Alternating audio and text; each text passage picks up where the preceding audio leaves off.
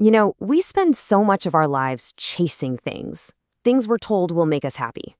But what if the true measure of a meaningful life has been right here, right in front of us the whole time? Today, we're going to explore a really simple but profound idea, that at the very heart of everything that truly matters is love. So let's dive in. I want you to really think about this for a second. If you could just strip away all the noise, the deadlines, the expectations, the endless social media scroll, what's left? When it's just you, what's the fundamental truth of your life? That's the big question we're tackling today. Okay, so our journey starts with something we can all relate to, this constant search for success. We're handed a script from day one, right? A list of things we should be aiming for. But here's the question. Does that script actually lead to something that lasts? Society gives us a pretty clear scorecard for success, doesn't it? It's usually measured in things like wealth, fame, the stuff we own. But our source material completely challenges that idea. It suggests that the real measure of a life isn't what you've piled up, but the depth of the love you've given and received. And that's not just a different goal, it's a completely different game. See, here's the catch with chasing that conventional kind of success. It just doesn't last.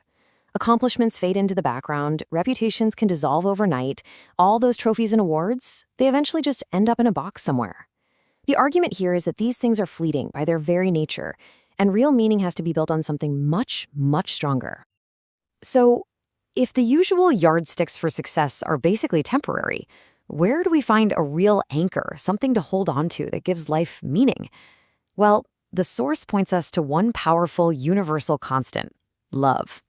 This quote just gets right to the heart of it all. Love isn't some bonus feature or a nice to have. It's the bedrock. It's the foundation. It's what's still standing after the career is over, the money is gone, and nobody remembers your name. It is the absolute essential core of a meaningful life. And this part is so important. Love isn't just some passive feeling that happens to us. It's an active force.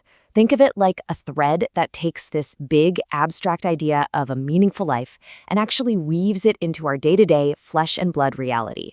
It's what makes meaning feel real. Okay, so how do we actually do this love thing?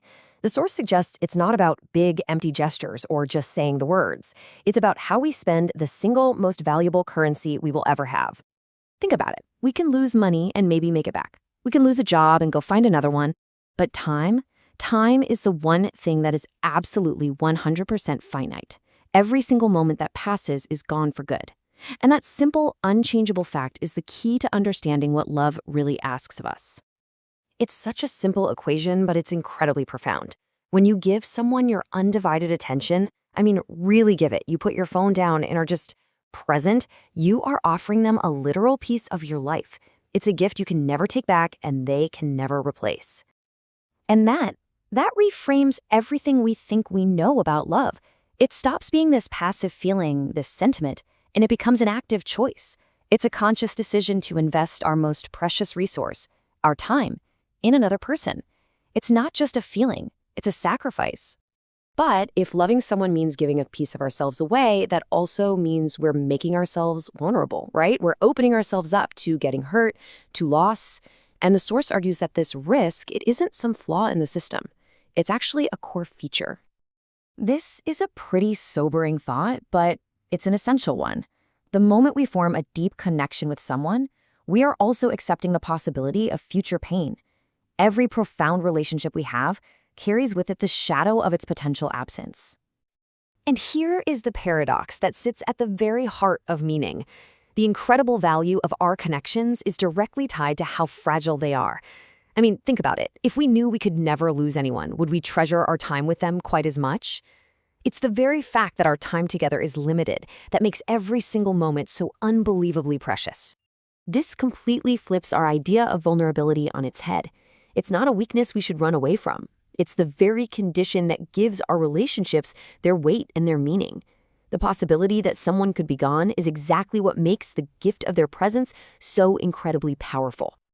Now, this deep understanding of love, it starts at a really personal one-on-one level. But it absolutely does not end there. According to our source, this intimate connection creates a ripple effect, one that has the power to change how we relate to the entire world. You can almost think of intimate love as a kind of training ground. By learning to care deeply for one person, we start to build up our muscles of empathy, of compassion, of sacrifice. And those are skills that don't just stay locked in that one relationship, they can be applied on a much, much bigger scale. And you can see the ripple effect right here. It all starts with that focused, intimate love. But from there, it cultivates a deep compassion that just naturally expands outward. First, maybe to your friends and your community, and then, eventually, to a connection with all life. It's this beautiful, ever-expanding circle of care. All of this leads to a really profound conclusion. A meaningful life is not a solo project. You can't achieve it in isolation.